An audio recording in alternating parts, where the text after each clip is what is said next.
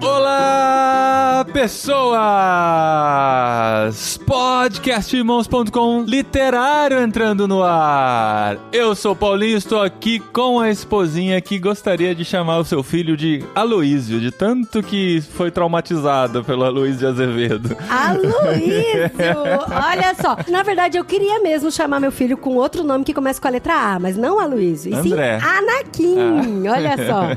E acabou ficando André. É sério, eu falei, gente, eu quero que meu filho chame Anakin Skywalker e tal. E aí minha mãe tem uma ficou... história tão linda, né? Minha mãe falou, que é isso, meu filho? Que nome é esse? Daí eu já desanimei. Eu sou a Adriana e eu estou aqui com a Carol, que assim como eu, a única coisa que sabe do Gregório de Matos é que o apelido dele era o Boca de Inferno. Olha só. Olha, pra minha vergonha, eu tô descobrindo isso agora. Nem o apelido você não sabe. Ah, não, gente, Carol do céu. Carol é novinha. Bom, eu sou a Carol e eu tô aqui com a Safira e eu tenho certeza que se eu tivesse uma professora como ela, eu teria curtido ler na fase do ensino médio. Olha aí. E eu sou a Safira, eu tô aqui com ele, que poderia abrir uma nova academia brasileira de podcasts e letras, de tão bom que tem sido conhecer literatura com Paulinho de Gaspari. Olha, gente, temos uma poetisa entre nós aqui. E, gente, estamos aqui em literário que não é sobre um livro específico. O primeiro literário que não é sobre um livro específico. Porque a Adriana veio recomendar pra gente um livro de 600 páginas em espanhol. É Adriana, né, Brasil? É isso. A gente falou, não, vamos ler. Eu já contei essa história. A pessoa tinha lido 3 parágrafos. Não, eu tinha lido 10% do livro e gostei muito. Só que é diferente você ler só por ler e você ler com compromisso de terminar, né? E quando você pega um livro com compromisso de terminar, fica mais difícil. Nós decidimos ler La Sombra del Viento, do Carlos Ruiz Zafón, e a gente decidiu ler em espanhol, só que a gente só tinha a versão Kindle, né? E comecei a ler, falei, vou comprar a versão física, um livro espanhol, na Espanha vai ter a versão física, fomos lá, compramos e o livro tem 600 páginas. Gente, é muito grosso, é mais grosso do que o Ordem da Fênix, por exemplo. E assim, pensa na literatura brasileira clássica. É o Machado de Assis da Espanha, meu amor, fala assim logo de uma vez. Então assim... Não dá pra gostar, gente? Não, dá pra gostar, e dá pra gostar muito, mas nós temos que ler clicando, pelo contexto dá pra entender muitas palavras, mas tem muitas palavras que não são do vocabulário comum, assim, vocabulário da rua, né, do espanhol, então assim... Mas em português também, a edição brasileira que a gente tá lendo faz muitas referências a personagens espanhóis que a gente não conhece, então eu mesma tô com o Google ali do meu lado pra me auxiliar. Nossa. E muitas palavras que daria pra levar lá pro dicionário do Ictus Podcast, porque, gente...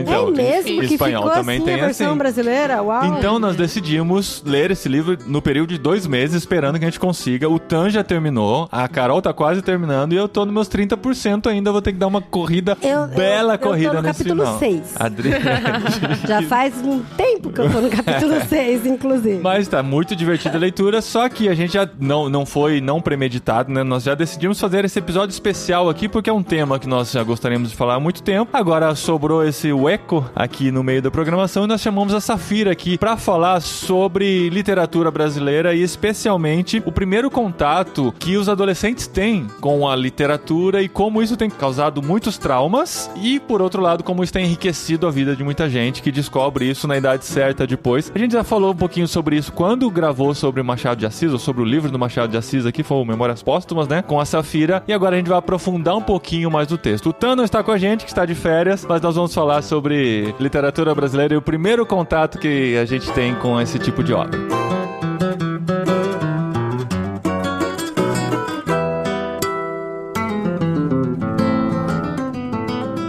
Trouxemos a Safira aqui com a gente para ajudar a gente a entender qual é a situação hoje, né? Porque nós prestamos nossos vestibulares nos anos 90, eu e a Adri pelo menos. Na verdade, assim, para resumir, eu trouxe a Safira aqui para ela curar meus traumas.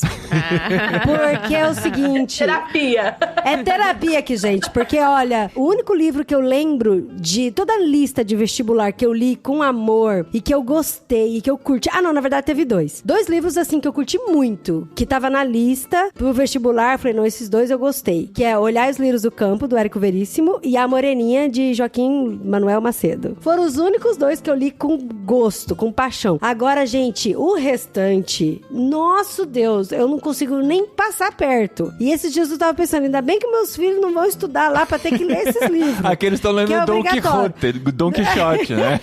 Mas aí eu perguntei, por exemplo, pra uma adolescente da igreja que tem 14 anos, eu falei pra ela do livro do Zafon, que a gente tá lendo, e ela falou, eu vou ter que ler esse livro um dia, porque isso é obrigatório pras provas dos exames finais.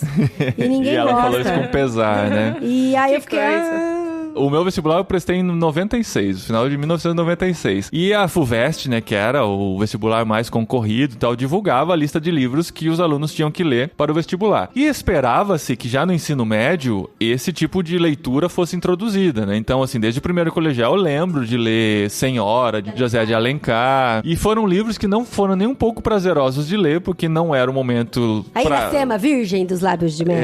A Moreninha. A Moreninha foi onde você A Moreninha gostou, é legal porque, gente, a Moreninha daria pra fazer uma novela da hora. Tem a ilha, né? não tem a ilha da Moreninha lá no Rio de Janeiro? Dos 80. Daí eu não assisti. Eu lembro que eu lembro que essa daí eu fiquei, Mas não esse tem a médico ilha, safado. é a ilha da Moreninha? A ilha da Moreninha lá no Rio? Ilha de Paquetá. Ilha de Paquetá no Rio. Ilha de Paquetá, que tem a estátua dela lá e tal, né? Bem Enfim, legal. existe um folclore por trás, uma tradição, algo muito interessante. Quando a gente descobre isso depois de adulto, e foi o que aconteceu comigo, depois de adulto eu falei, eu vou tentar ler de novo esse tipo de livro pra ver se era a fase que eu li que estava errada, ou simplesmente por ser uma leitura obrigatória e você não tem tanto prazer de ler, diferente de você chegar numa biblioteca ou numa livraria e escolher um livro pra ler. E acabou que eu gostei demais, tanto que a gente gravou sobre a Memórias Póstumas, eu já engatei em Dom Casmurro. Então, no tempo de ler um livro, eu consegui ler 2. Foi no começo da pandemia, aquele negócio de sobrar tempo dentro de casa e tal. Consegui ler 2 livros em um mês. Então, a experiência foi totalmente outra, né? Sim, eu acho que tem muito a ver com a maturidade nossa. Eu acho que a Safira vai falar bastante aí. Daqui a pouco a gente vai abrir o microfone da Safira. A Safira. Porque eu quero... Eu tô no meu divã agora. Eu tô abrindo meu coração pra Safira me curar aqui nesse programa. Pra mim, assim, eu acho que teve muita falta de maturidade, sabe? Por exemplo, quando eu li Vidas Secas, eu só lembro da baleia ter morrido e eles comeram a baleia. Desculpa o spoiler. Vidas Secas foi um livro que eu gostei de ler.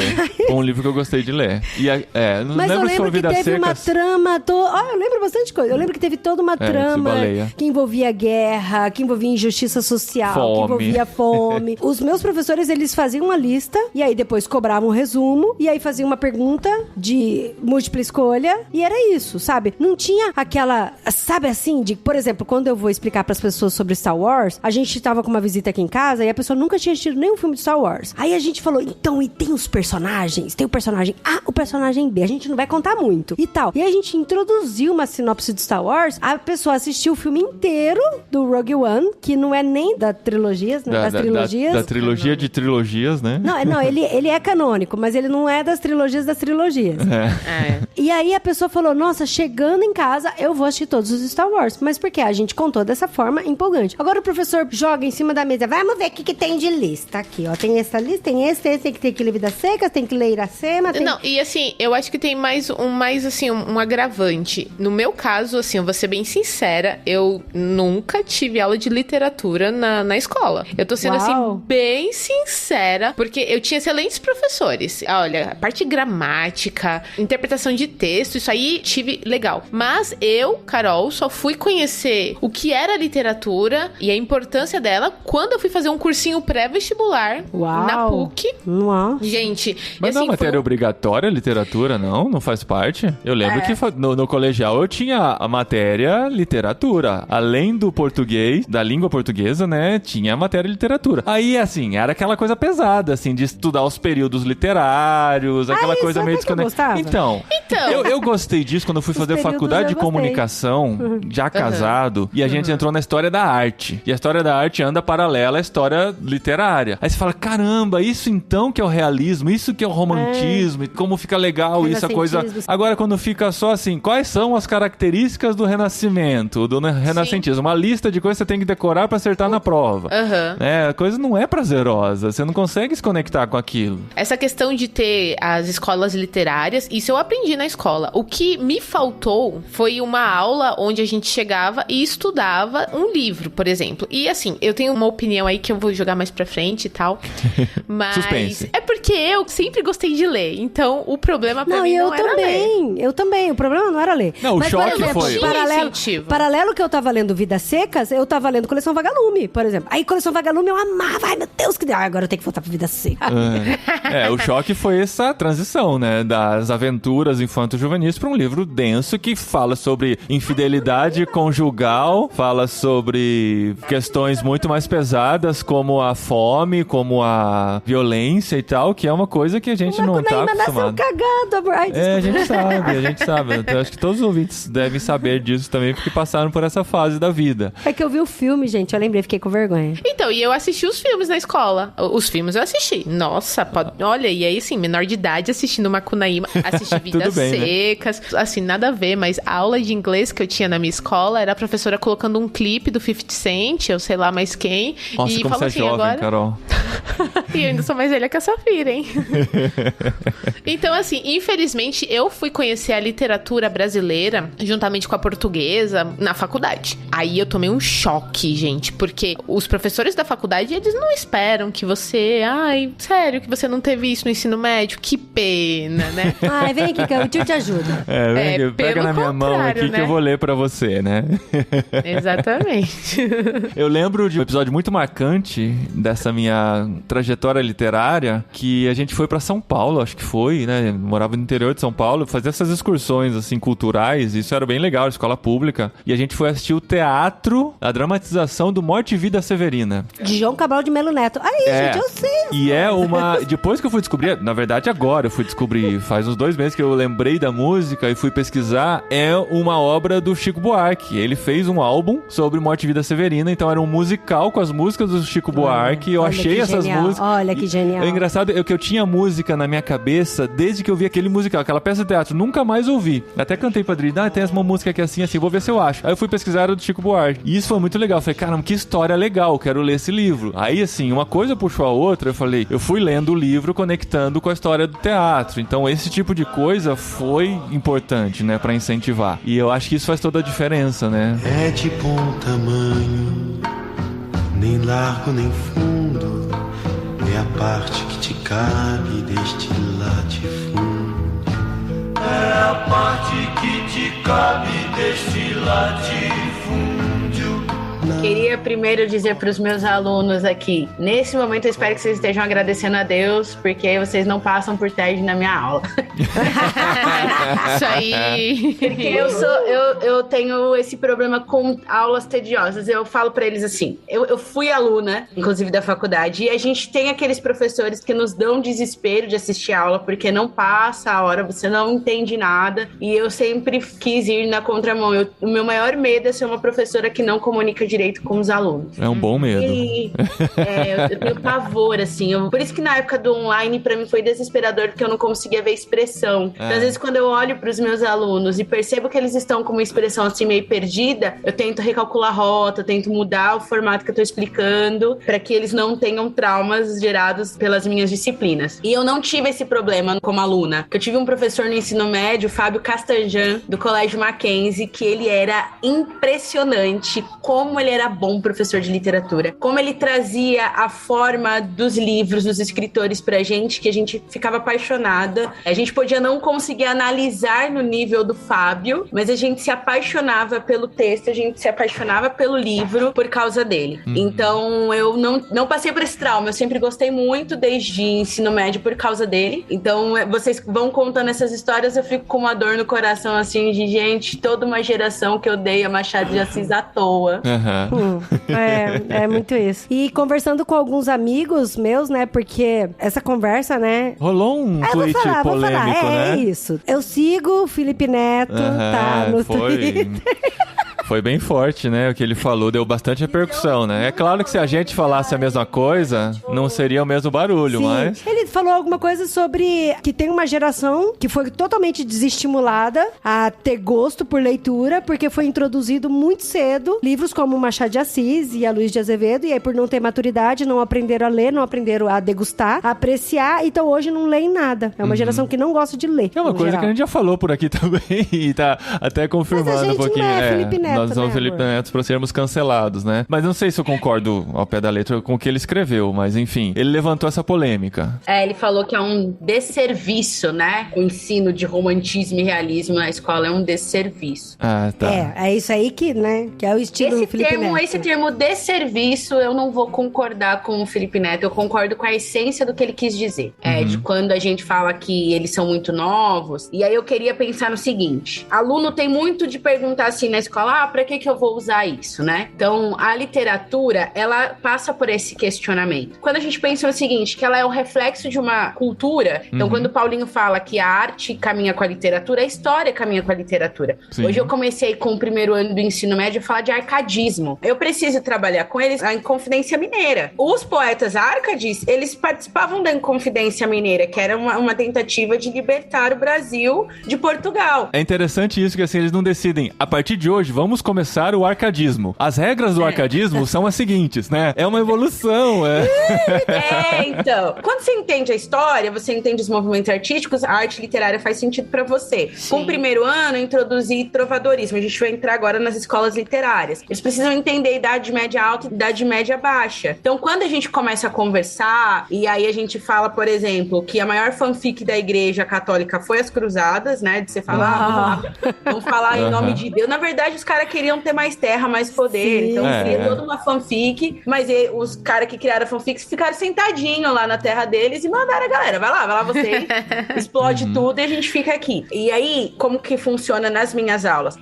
Existem muitos filmes, desenhos, músicas, teatros que trabalham a Idade Média. Então, hoje eles assistiram um trecho de Bela Adormecida para entender a Alta Idade Média. Ai, meu Deus, Safira, você é maravilhosa, Bela Adormecida.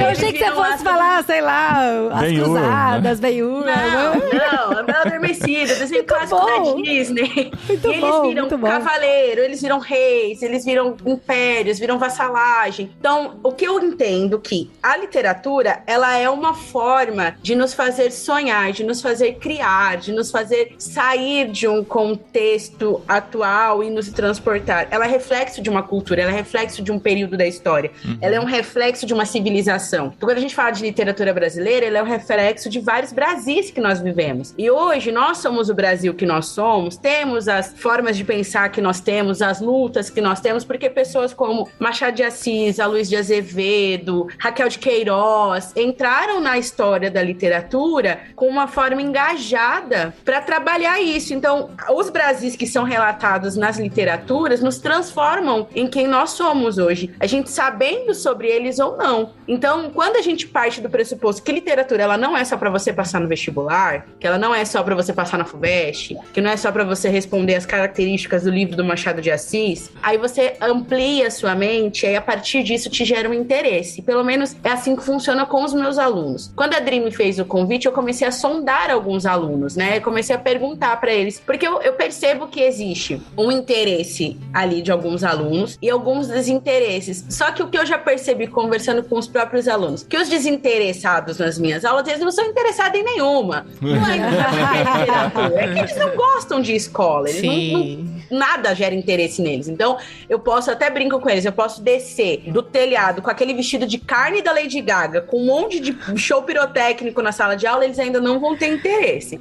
Mas quem tem um mínimo de interesse escolar e tem um contato comigo, geralmente eles consomem melhor a literatura, eles conseguem gostar. Eu perguntei para alguns ex-alunos que tiveram, por exemplo, o primeiro no ano do ensino médio com um outro professor e depois estiveram comigo, E eles falaram, quando você entrou, a gente começou a entender diferente a literatura, porque ela não é isolada. Então, a gente pensa assim, literatura é um conjunto social. Eu falo pra eles, o que hoje nós estamos vivendo vai virar literatura. Crise política, crise sanitária, crise econômica, vai virar literatura, vai virar arte, vai virar cinema, vai virar história. Então, isso aconteceu, né? A gente tem, por exemplo, ali no período final ali de Machado de Assis, começo ali do pré-modernismo, a gente vai ter aquelas escolas literárias que são simbolismo e parnasianismo, que elas são só arte pela arte mesmo, mas quando a gente entra ali no final do realismo, que vai caminhando pro pré-modernismo, a gente tem muitas nuances da abolição da escravatura, a gente tem a mulher, quando ela começa a ter voz. Raquel de Queiroz, ela é brilhante, ela é pouquíssimo conhecida, mas ela é brilhante na luta do feminismo. Ela tem uma fala que ela fala, um dia eu vou ver mulher, podendo escolher o curso na faculdade que ela quiser, podendo mandar em si própria, decidindo destinos do Brasil, tais como os homens. E hoje a gente tá vivendo isso. E ela escreve isso na literatura dela. Então a gente percebe devia ser um absurdo, né? Uma afirmação como essa naquela época. Isso explica muito a época em que ela vivia, né? É um registro histórico. Eu falo isso pros meus alunos. A gente começa a perceber como a gente evolui como sociedade quando a gente conhece a sociedade da década de 30 do século 20, por exemplo. Então, a gente percebe muita coisa, muitas nuances, muitas lutas, que hoje a gente é o Brasil que a gente é por causa da literatura, por causa da arte, por causa das lutas em formatos artísticos que existiam naquela época. Só que o problema, e aí não é possível gostar de realismo e romantismo aos 14 anos se você impõe realismo e romantismo na escola como matemática. Porque geralmente quando eu entro na sala de aula e o professor de matemática saiu e tá aquela lousa lotada de álgebra, eu fico, pelo amor de Deus, onde começa, onde termina? Porque que o X teve número aqui embaixo, que lugar que ele vira número. Então, e assim, os meus alunos, eles estudam muito matemática, mas a gente sabe, vamos ser bem sinceros aqui, quando a gente sai da escola, aquela matemática que é usada em sala de aula nunca mais é usada. A gente usa matemática todos os dias, mas não aquela de sala de aula. E quando a gente traz a literatura para esse mesmo lugar, de ser uma coisa que você vai usar aqui, na faculdade, você vai riscar um xizinho, e esse xizinho certo, você passa no vestibular, esse xizinho errado, você vai ter que tentar de novo, isso acaba com a literatura, ela se transforma na matemática de exatas, que não vai servir pra absolutamente nada, a não ser tirar teu sono na hora de Safira, o Tan não tá aqui, o Tan é matemático, não está aqui pra defender a matemática. Tá? Não fala mal da matemática, porque eu sei que, assim, existe, é claro que você tá brincando com isso, mas existe todo um motivo pra estudar a matemática daquele jeito, vai ajudar o raciocínio, o desenvolvimento, só que o pensamento. Até mesmo essa questão do formato que se ensina matemática em sala de aula tem se tornado isolado, porque a gente, pra que serve a matemática da sala de aula? Pra que serve a física da sala de aula? Professor no vestibular. E aí, como dizia um grande amigo nosso, Renato Ribeiro, se eu morrer um dia antes do vestibular, eu desperdicei toda a minha adolescência. Então, quando eu entro em sala de aula e eu quero que os meus alunos se conectem de alguma forma com Machado de Assis, que é pra mim, um dos escritores brilhantes. Machado de Assis é 1000 anos melhor que Camões, porque ele se conecta com a realidade que ele vivia, né? Então, é isso. Como os caras se conectavam com a realidade, eu quero que os meus alunos se conectem com a realidade. Talvez isso as escolas não pontuem, é que a literatura, ela não é morta. Então, a mesma forma que Machado de Assis, no século XX, se conecta com a realidade que ele vive ali, que era um problema gigantesco de uma burguesia completamente alienada, a gente vive isso em 2022. E nós temos aí Emicida pra falar sobre isso, Criolo, Rashid, tem uma galera que tá mostrando isso. Ó, a gente tem uma sociedade alienada e o problema tá rolando solto aqui. Então, quando a gente mostra que a literatura, ela não é morta, que um dia Machado de Assis se conectou com a sociedade, hoje o Emicida também se conecta, e os dois se conectam de alguma forma, isso transforma pra galera. Então, geralmente eu ponho pros meus alunos, eu vou falar de naturalismo, que é uma das escolas que eu acho mais brilhantes também a nível social, do tanto que os caras escancaram um problema social. A Luiz de Azevedo, por exemplo, ele põe um cortiço. Eu já pensei direto. Naturalismo é cortiço, é pombinha. Ele dá um tapa na cara de todo brasileiro com esse livro. E quem faz isso de uma forma muito bonita e fez aí o último álbum, foi um tapa na cara de uma forma muito brilhante. Foi o Gabriel Pensador, não? Gabriel Pensador também. Mas assim, o Emicida chama Majur, chama Pablo, bota Belchior na música dele. É o Amarelo?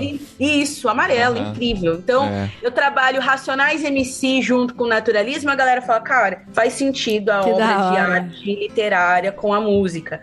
Então, pra gente fazer essa galera gostar de literatura, ela precisa sair desse campo que ela só serve pra passar no vestibular e que ela faz parte da nossa história. Então, hoje a gente se comunica do jeito que a gente se comunica, consome o tipo de arte que a gente consome, porque ela foi construída com a arte, com a literatura, e ela vai se consolidando e vai acompanhando a sociedade, né?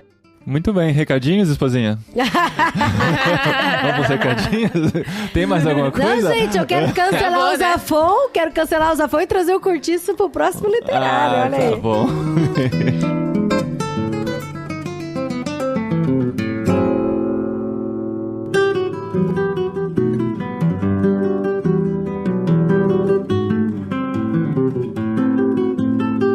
Eu não vou menosprezar aqui literatura de nenhuma forma, tá bom? Eu amo ler. Eu amo ler Machado de Assis, José de Alencar, Senhora Seria muito engraçado você falar que odeia livros, né, Carol? Né? O Clube Ictus aí.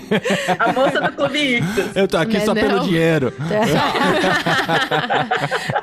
E eu amo também outros tipos de literatura. Camilo Castelo Branco, pra mim, é fantástico. Ai, Amor de Perdição é uma das minhas histórias favoritas. Ele é um autor português, né? Não tem nada a ver com a literatura brasileira. Mas eu sinto muita... Não é raiva, mas eu fico, assim, muito chateada quando as pessoas, elas menosprezam a literatura brasileira porque o português é difícil. Então, vamos ler. E desculpa, Adri, eu amo Harry Potter, mas vamos ler Harry Potter. Vamos ler Harry Potter, É maravilhoso. gente. Eu gosto, É uma entendeu? Vamos delícia, ler. Harry Potter. Nossa, é maravilhoso. As Vamos ler palavras O que você Senhor não dos Anéis. conhece são só as palavras que ela inventou, né? Porque o resto é tudo palavra do vocabulário corrente, né? Tranquilo. Sim. Mas assim, eu fico muito... dá vontade de dar na cara da pessoa quando a pessoa fala assim, ah não, mas Jane Austen é muito difícil. E eu entendo que você pode não gostar do que ela escreveu. Jane mas Austen não é difícil não, gente. Pelo Então, amor. mas usar isso como desculpa, como um artifício pra... Ah, eu não gosto de literatura, entendeu? Brasileira.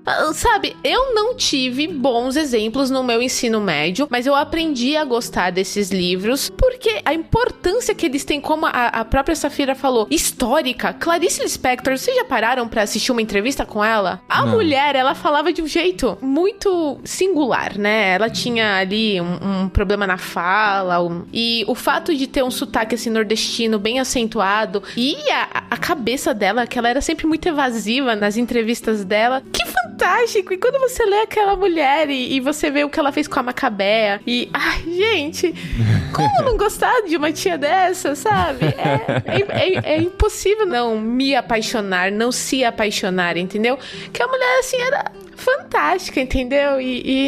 Eu fico muito triste quando eu ouço complicado, isso. porque assim, por exemplo, pra mim o que foi, assim, difícil é porque quando eu tinha 13 anos, 14 anos, eu queria ler história, eu queria ter emoção, sabe? De começo, meio e fim. Por isso que eu fiquei muito triste de não ter conhecido a Agatha Christie na época que eu tinha 13 anos. Eu acho que eu ia ser a doida da Agatha Christie, que eu ia consumir pra caramba. Então, por exemplo, eu lembro que eu li Um Cadáver Ouve o Rádio, que foi da coleção Vagalume, e eu fiquei maluca, porque eu precisava saber por que o rádio tava ligado, quem que matou o cara, sabe? Essa intriga toda, né? E aí eu fui ler Os Pequenos Jangadeiros, A Ira Perdida. Você leu Os Pequenos Jangadeiros?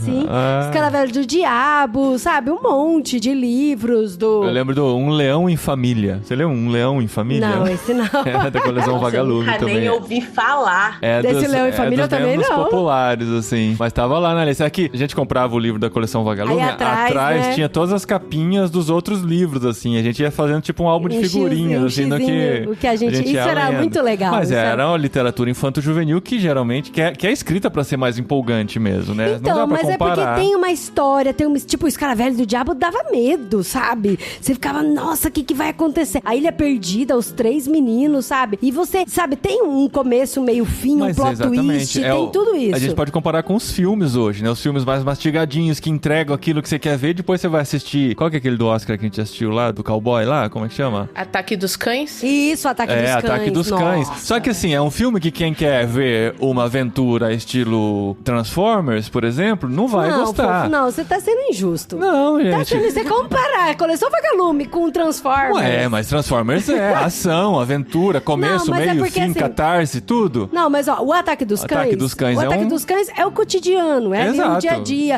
É tipo Boyhood, sabe? Exato. Mas pra mim... Só que a gente gosta. Mas pra mim, por exemplo, é um novelão. apelão grande que eu queria saber do resto da história deles. Sabe, assim, eu falo, meu Deus, o Borrowed eu não vou ver mais, sabe? O Ataque dos Cães também, eu queria saber onde que ia parar aquilo, mas sabe? É uma história, mas não parou em lugar nenhum, você sabe, né? O negócio, assim, acabou o filme porque, tipo, acabou o tempo do filme, ele contou... acabou o tempo do filme. Eu amo esse tipo de filme, eu amo. Eu gostei também. Só que assim, é tipo, a gente tem uma história pra contar aqui, vamos contar até aqui só, que já tá bom, sabe? Não precisa saber o que aconteceu com ele, quem morreu, se teve filho, nada. Acabou porque é esse trecho que você quer que conte. E tem muita história dessa linha mais artística da literatura, que é isso, você acompanha a vida de uma pessoa, naquela fração lá, você pega uns ensinamentos. Por exemplo, os livros que eu gostei de ler na época, que tiveram essa empolgação, que tiveram essas histórias, que foi quase até meio que novela, sabe? Que foi a Moreninha, que foi muito assim, a Moreninha, que é uma menina inocente e tal, que morava numa cidade muito pequenininha, aí chegaram os estudantes lá, o bonitão de medicina, e aí você fica, ai meu Deus, eles vão se namorar, ai meu Deus, eles vão gostar, e aí o cara dá uma humilhada nela, aí você fica, agora ela vai dar por cima, sabe, assim, vai empolgando e tal. Daí de repente cai no seu colo assim, pra você ler Macunaíma, daí você fica,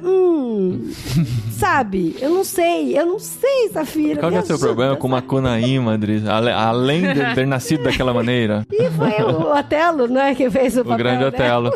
O Clube Ictus fez, né, o Macunaíma, não fez a leitura? Sim, a gente fez diário o diário de leitura, foi muito legal. Eu participei com eles do... Aí, ó. E você falando mal do Macunaíma desde o começo aqui, Adri. Agora, Macunaíma, Adri, você precisa entender que ele não é uma história linear, ele é uma rapsódia, e você precisa de muita criatividade pra ler. Então, é tipo ler Alice, cara. Ler Alice, você precisa estar muito criativo pra acompanhar as nuances da Alice, de cresce, fica pequena, e chora e nada, e conversa com a carta, e zomba da rainha. Então, eu acho que falta essa preparação, assim, pra saber o que você vai encontrar. Porque se você for pro Macunaíma com a cabeça, eu tô esperando uma coleção Vagalume, você vai ler igual você indo pra A Sombra do Vento esperando o Harry Potter. Não vai encontrar. Para de falar do meu Harry Potter. Ele tá tão mordido com o Harry Potter.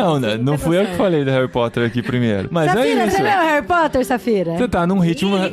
Li tudo. Não, eu não tô desvalorizando o Harry Potter. O que você não pode é ir com a cabeça de Harry Potter pra ler A Sombra do Vento. Você não pode ir com a cabeça do Cadáver Ouve Rádio pra ler Macunaíma. Você tem que ter uma preparação. Acho que falta, assim, alguém que chegue pro adolescente e explique, ó, o que você vai ler agora é uma coisa diferente. Por exemplo, o que aconteceu, fazendo o paralelo do Star Wars aqui, a gente assistiu Rogue One com a nossa visita aqui na semana passada. Aí eu falei, ó, esse filme, ele se conecta exatamente no início do episódio 4 de Star Wars. E o episódio 4 foi o primeiro de todos criado pelo George Lucas. Só que assim, o Rogue One, ele foi feito em 2016. O cinema é outra coisa. O episódio 4 foi feito em 1977. E o Star Wars criou um novo cinema, uma coisa que não existia antes. Só que ele ainda está situado em 1977, com a tecnologia de 77. Então, se você for pro episódio 4 com a cabeça da aventura de Rogue One, você vai se frustrar, porque você vai ver, nossa, o que é isso? Esse filme lento aí, né? Pra época tinha gente que saía do cinema com náuseas, né? Mas agora você assiste e fala, nossa, esse é um filme lento. Então, no que você faz essa preparação, aí você entende, vou assistir um filme com a tecnologia daquela época, com a cabeça daquela época, com o disruptivo da época. Aí é diferente. Então você prepara o adolescente pra ler o livro. Mas, por exemplo, tem gente que fala pra mim, não gosto de Star Wars porque tem muito bonequinho.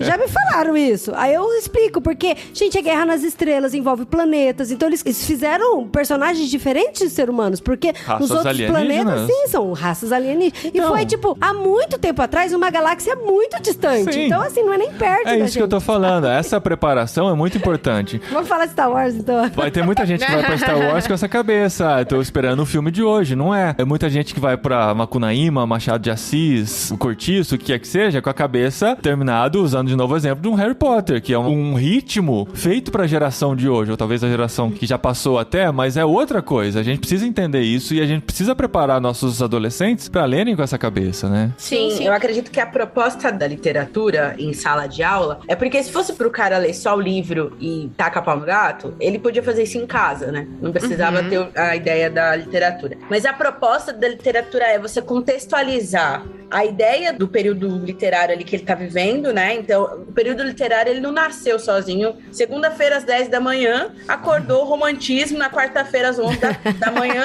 acordou realismo. Não foi isso. Existe um processo histórico, existe um processo de cultura de mente de pessoas, como que elas vão funcionando. E quando um tá acabando quando o outro começa a ascender. Então, ao mesmo tempo que Machado de Assis está produzindo, a Luiz de Azevedo ainda produzia como romantismo. Então, eles juntos abrem a Academia Brasileira de Letras. Então, não é assim, um período isolado, morre a Luiz de Azevedo, nasce Machado de Assis. Não, existe toda uma história, um dinamismo, uma vida nisso tudo.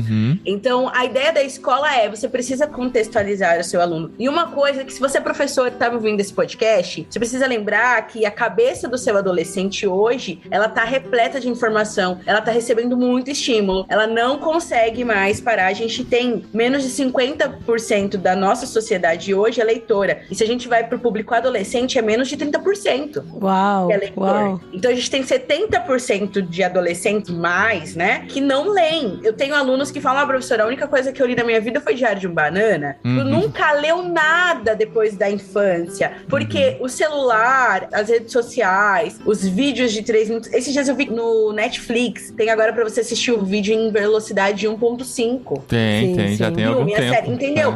A gente tá numa geração que tá na velocidade 2.0. E a gente precisa entender como isso tá funcionando. E ajudá-los a sair disso. Então não dá pra você fazer um aluno que assiste filme no Netflix, no 1.5, ouve áudio no WhatsApp, 2.0, porque eu não consigo, eu sou uma idosa.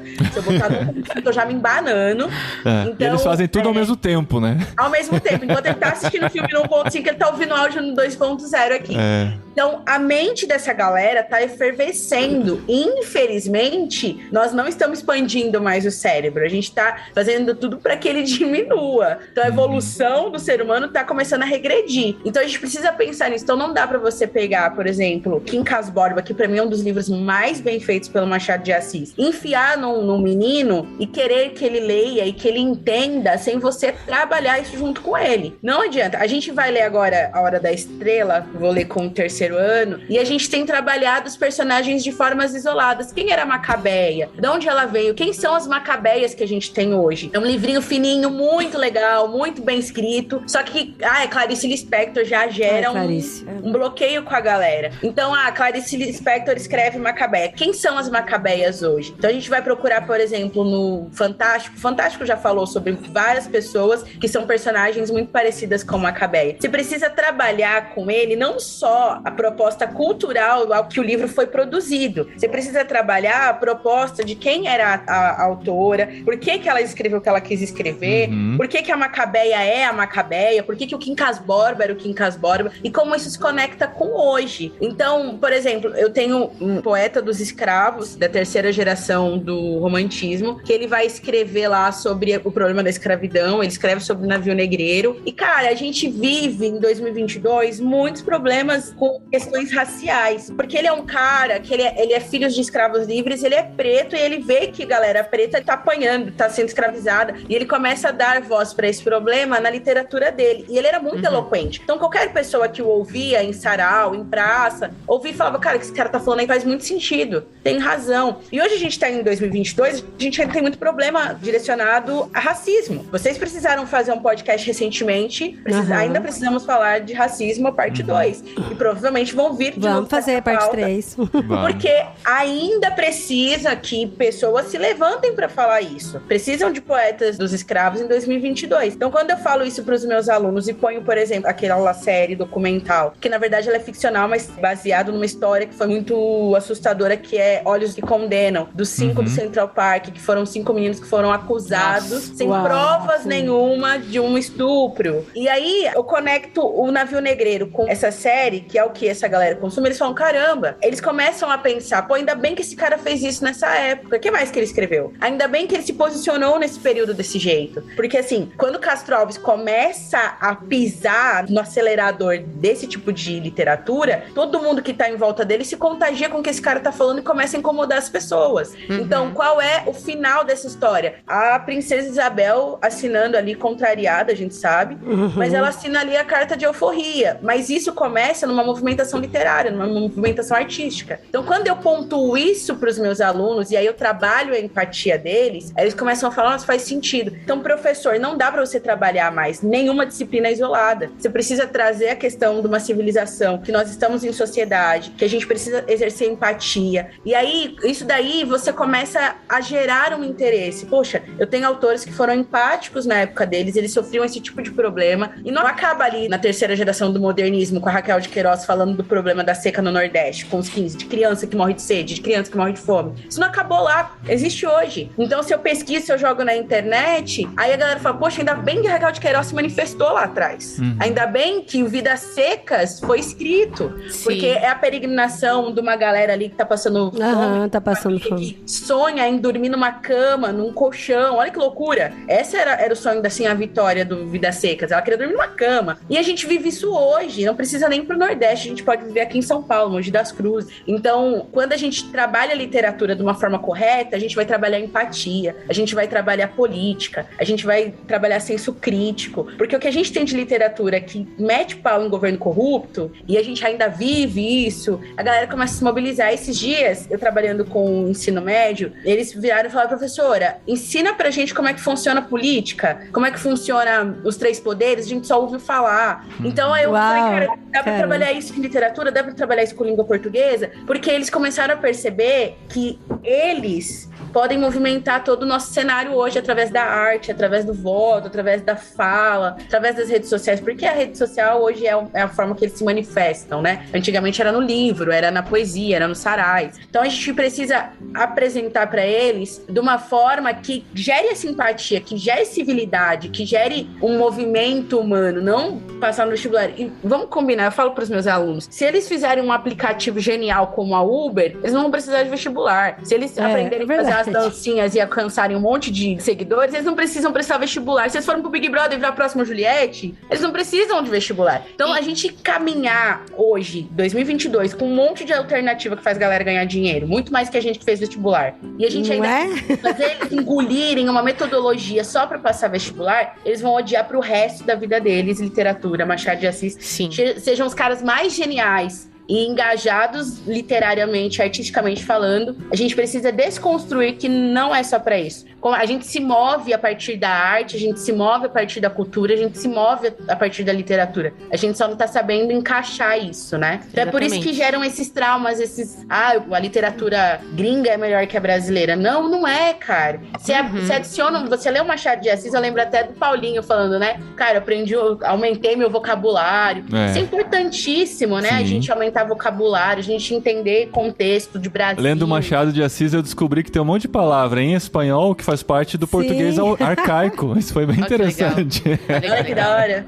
Foi legal. Mas eu acho, assim, que eu não quero culpar o sistema aqui, porque aí já é outra discussão, mas eu acho que essa questão de você ter uma falta de professores empenhados em ter esse trabalho, porque é trabalhoso, né? Não é uma coisa assim que a Safira não acordou falando assim, não, hoje eu vou pegar o Emicida e vou pegar aqui Machado de Assis, qualquer outro escritor, vou fazer de última hora, né, Safira? De última hora. Abriu o Spotify aqui, quem parou. Quando eu tô no ônibus, né, eu vi um homicídio aqui, acho que eu vou apresentar pros meus alunos, assim, do nada, né? E é assim, eu vou trazer bem num contexto, eu estudei escola pública, uma escola de periferia, as salas de aula tinham 40, 45, 50 alunos. Uau! Eu também passei por isso. Muitas meninas engravidaram na adolescência, muitos meninos, infelizmente, estavam envolvidos no mundo das drogas. São vários cenários, né? A gente pode sentar aqui, como eu falei, conversar sobre o sistema e é outro podcast. Mas como é que você vai pegar e sem paixão, sem... Eu fico assistindo aqueles filmes Escritores da Liberdade e tem tantos outros aí que o professor, ele mudou a vida dos alunos. Sim. Sociedade dos Poetas Mortos. Então, gente, como eu queria ter passado por Escola isso, do Rock. Pois é, né? Mudança de hábito, começa, né? Como foi triste eu não ter tido isso na escola, com essa paixão, entendeu? Eu tive excelentes professores, e eu sei que muitos ali tinham uma super vontade de querer fazer e acontecer, mas da vontade até a execução, né, é assim um caminho muito longo, e vários fatores fatores, né, fazem a pessoa desanimar e tal. Eu falo, se eu tivesse uma Safira como professora, putz, eu teria prestado vestibular muito mais animada. Mas, ó, da minha turma de 40, 45, 50 alunos, 3, 4 prestaram vestibular. Entendeu? Então, essa questão de, eu vou ler isso aqui pro vestibular, e quem nem vai prestar, né? E quem não tá nem aí? Quem depois daqui da sala de aula vai ter que sair pra ir trabalhar ou cuidar do filho que tá em casa? Então, assim, a literatura, ela é maravilhosa, mas infelizmente a gente sabe que não é todo mundo que tem acesso a ela, né? Mas é porque tem essa mudança, né? Que a Safira falou, que a gente tem que entender que a literatura faz parte da nossa vida, porque faz parte da nossa realidade, porque tá conectada com a história. E a gente é feito de história. E às vezes a história se repete, ou a história explica o que a gente vive hoje. Então é essa mudança de mente que a gente tem que ter, né? E é interessante porque, assim, a gente, igual, por exemplo, o pessoal fica, ai, que bonitinho, seus filhos leem. Muita gente fala pra gente, nossa, eu acho que a quantidade de livros que seus filhos leram foi muito mais do que eu li em toda a minha vida, sabe? E fala que acha que é bonitinho e tal. Só que pra gente é sempre um trabalho de contextualização. A gente tenta fazer, assim, não tão brilhante igual a Safira faz com os alunos dela, mas a gente tenta contextualizar as histórias pra eles e trazer contato de livros, e livros em português também, que a gente acha que é importante eles lerem. Eles já estão lendo livros em espanhol e já continuando lendo livro em português. E quando eles veem que a história tá contando algo que tem a ver com a literatura que eles leram, eles ficam malucos. O André leu As Aventuras de Tom Sawyer, que é do Mark Twain, e aí a gente vendo um filme, alguma coisa assim, alguém citou Tom Sawyer, ele, ai, nossa, que da hora, esse livro eu li. A gente viu, acho que mais de um filme, assim, mais de um filme, tipo, citando de Tom repente Sawyer. a gente consegue, igual quando você compra um tênis, aí você vê que todo mundo tem o seu mesmo tênis, né? Quando você lê um livro, aí você começa a reconhecer ele nas outras obras também, né? Fala, nossa, caramba, nossa, tava aí e tal. E aí ele falou, nossa, mamãe, que legal. Então é gostoso, né? Quando você reconhece, né, a história e você reconhece a literatura em outros ambientes que não a literatura somente, sabe? E é por isso que eu falei pra Safira, né, Saf, a gente tem que gravar esse programa, porque eu mesma tenho dificuldade com a literatura brasileira por conta de tudo isso que a gente falou durante o programa. Aí a Safira falou pra mim, a literatura brasileira foi muito injustiçada. A gente tem que trazer justiça pra literatura brasileira. Eu falei, então é isso.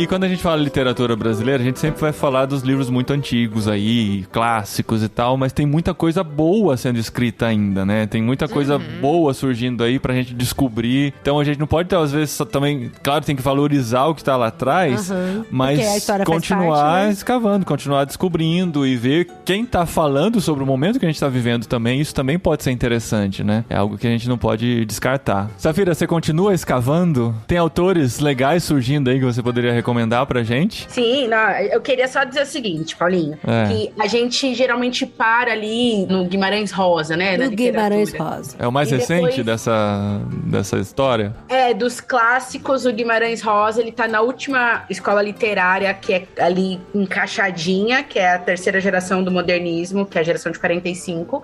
Depois a gente vai ter tudo considerado pós-modernismo. Então, a gente vai ter pessoas brilhantes que vêm depois, como o Ariano Suassuna, tem um autor que ele é conhecido como literatura marginal, que é o Sérgio Vaz. Esses caras vão vindo aí Jorge depois. Amado também? Jorge Amado, ele é a segunda geração do modernismo. Ele é mais antigo, Isso, ele é ali da década de 30, ele vai ser o neorrealismo, porque a literatura dele tem muito do romantismo pela estrutura, mas é muito realista pelos engajamentos que ele propõe ali, né? Principalmente ali na Bahia. Mas a gente vai ter ali depois a Ariano Suassuna, e aí vai vindo.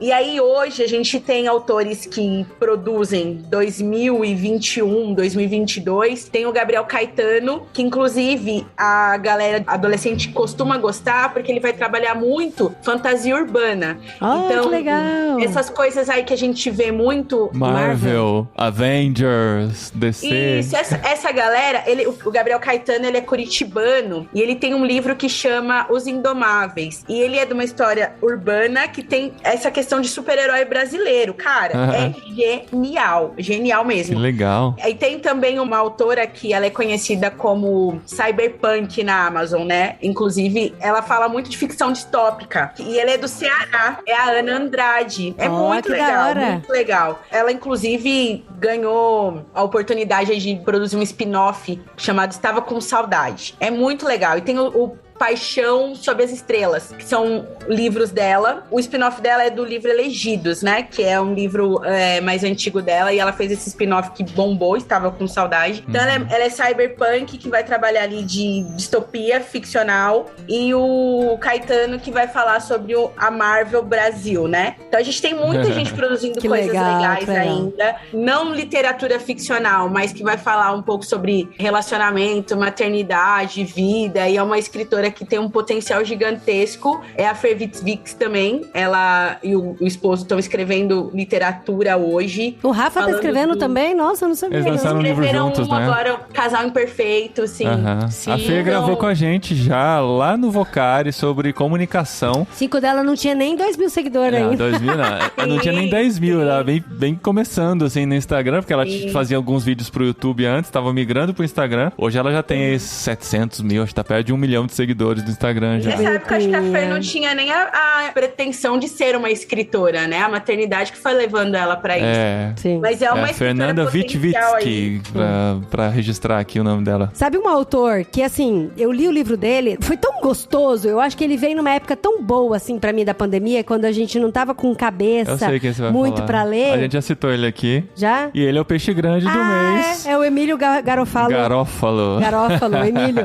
Ele fez uma série de livros curtinhos, pequenininhos. E, gente, eu li o livro dele, acho que em 2 dias, assim, que foi uma historinha de amor, que aconteceu no aeroporto, aí como eles se conhecem, aí tem todo o lance do perfume, aí ele cita a música. Gente, é muito gostoso, assim. Emílio Garófalo Neto. E são livros que dá pra indicar pra adolescentes de 12, 13 anos.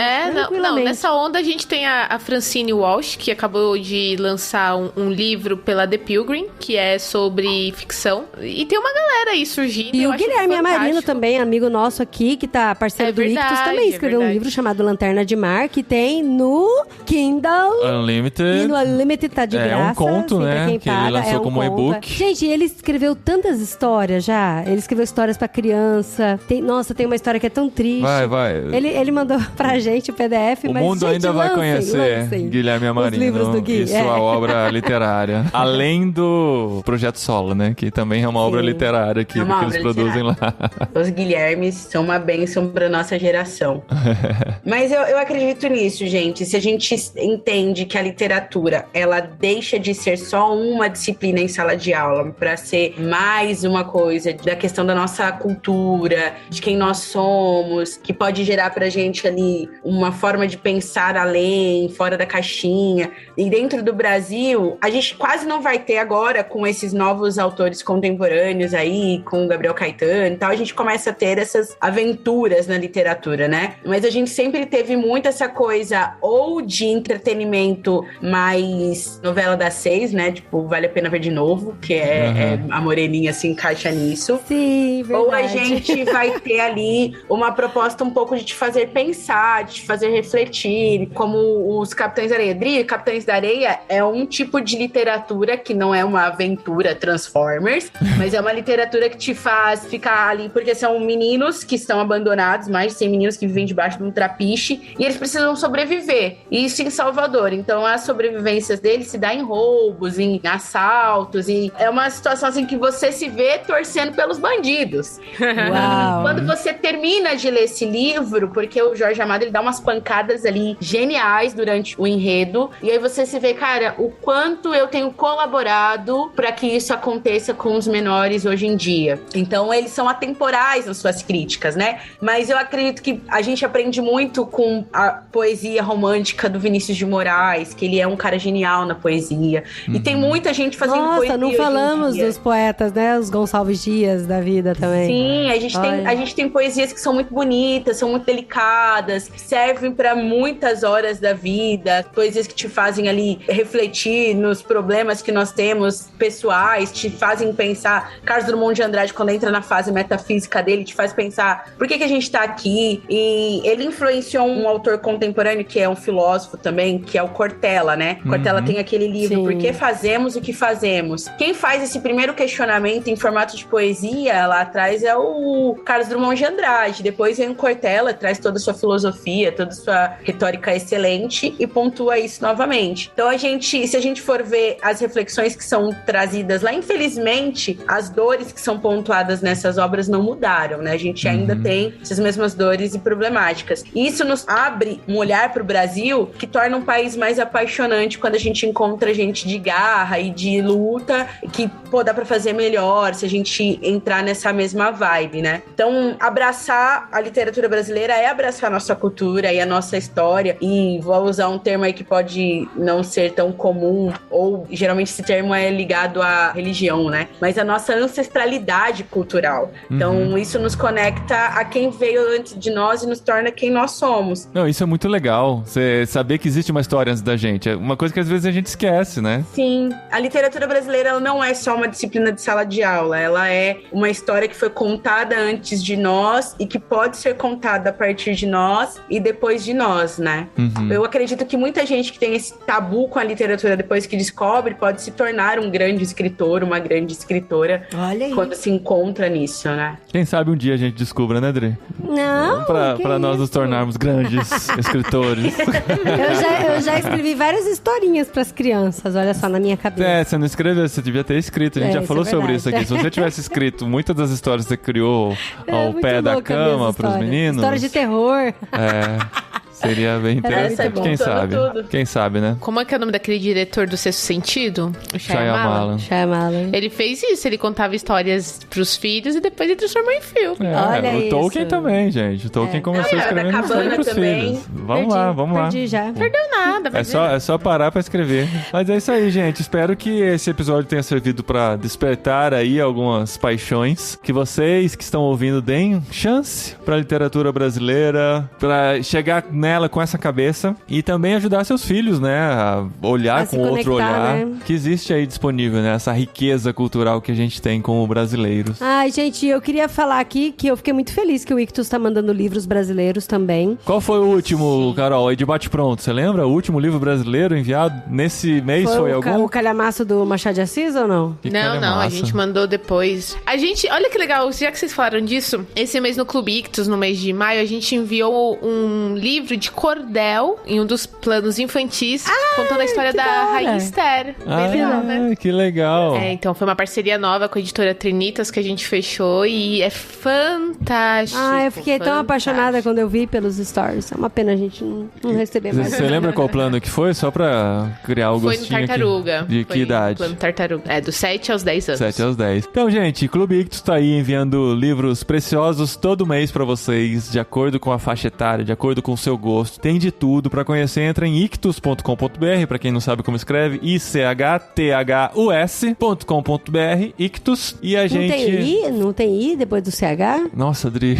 Ai, Mas é direto isso, não. Ué, gente, não é Ichitus, é Ictus. Então tá bom. ICHTHUS. E vocês continuam com os podcasts também aí. Nosso literário faz parte também da grade do Ictus Podcast. Tem o No Barquinho, tem a Conversa de Peixe Grande. Sim, estamos com algumas novidades. Eu não sei se eu estou liberada pra contar, então tá de férias. Ele só vai ficar sabendo quando voltar. Vai, solta. Eu vou contar aqui porque realmente já tá na hora da gente divulgar a curadoria do Plano Mar, que aí é o xodozinho de muitas pessoas, ela vai mudar. Mas, se você acha que o Guilherme Marino vai sair, tá muitíssimo enganado. A gente engordou aí o caldo e junto com o Gui, a gente tá trazendo o Contemporama pra ser o curador do Plano Mar. Que legal! Que massa! Então a gente tá muito empolgado. Os meninos, eles são fantásticos, né? Se você não acompanha o trabalho deles, tá na hora lá de conhecer. Contemporama é um podcast aí que fala sobre cultura pop. Que gravaram sobre Harry Potter. E não me chamaram. Eu fiquei brava com o Gui. Pamplona, né? Com o Pedro Pamplona. Eu fiquei brava com o Gui. Falei, eu queria tanto ter participado, palhaçada. Tem uma mágoa aí pra ser tratado. Mas a gente ainda vai gravar sobre Harry Potter aqui e não vai chamar eles. Só de raiva. Não, eu quero chamar o Gui, sim. Isso aí. E no mês agora de maio, que vamos ter 5 terças-feiras, a gente vai ter uma surpresinha na última terça-feira, um programa novo, que se der certo, entra na nossa grade fixa. E Safira será muito bem utilizada se der certo, porque eu vou abusar dela e do seu conhecimento linguístico, literário e histórico. Olha Nossa. só, bora, Carol. A gente colocando a Safira nos rolês aí, ó, Safira. Safira. Safira já tá nos rolês do Icto faz tempo, a gente sabe, ela sabe, é só uma questão de tempo pra gente se organizar. Nossa, que legal, Carol. Que legal, Você acabou de abrir meus olhos que a gente tem uma quinta terça-feira e por causa do calendário do Ictus, a gente tem que pensar num episódio extra pra esse mês. Vamos lá. Mas é isso, gente. Pra conhecer mais, ictus.com.br e segue a Safira não tá mais no Instagram, né, Safira? Eu ia falar, segue a Safira no Instagram? Voltou? Tô sim, voltei. Eu passei já por processos de abandonar o Instagram, depois voltar, que eu não quero ser manipulada, né? Eu quero que ninguém mande em mim. Aí quando eu percebo que o Zuckerberg tá ali mandando em mim, eu saio. Mas é saf.alcântara. Safi, S-A-F-I, Alcântara. E a gente continua aí na deliciosa luta de ler o próximo livro do próximo literário, que é A Sombra do Vento, que você pode adquirir entrando pelo link de irmãos.com, né? Que é irmãos.com/Amazon. Olha só, a gente quase nunca fala isso aqui, verdade, mas você comprando por lá traz uma comissãozinha pra gente. Aspirador de pó pelo nosso link. Qualquer coisa lá, a gente ganha aí uma Compra livro graninha. brasileiro pelo link do irmãos.com. Ah, pra contextualizar o programa. Tá bom? Então a gente se encontra daqui 5 semanas, então, né? Se tem uma semana a mais. Ganhamos uma semana, então, pra ler o livro. Aí, ó, que beleza. Pra você, 9 semanas pra poder ler esse livro. Não tem desculpa, hein, André? Eu não quero ver semana que vem você não aparecendo. Mês que vem você não aparecendo aqui. Não sei não, hein? Até mês que vem, então, gente. Literário. Seguimos firme aqui na nossa aventura leiturística todos os meses.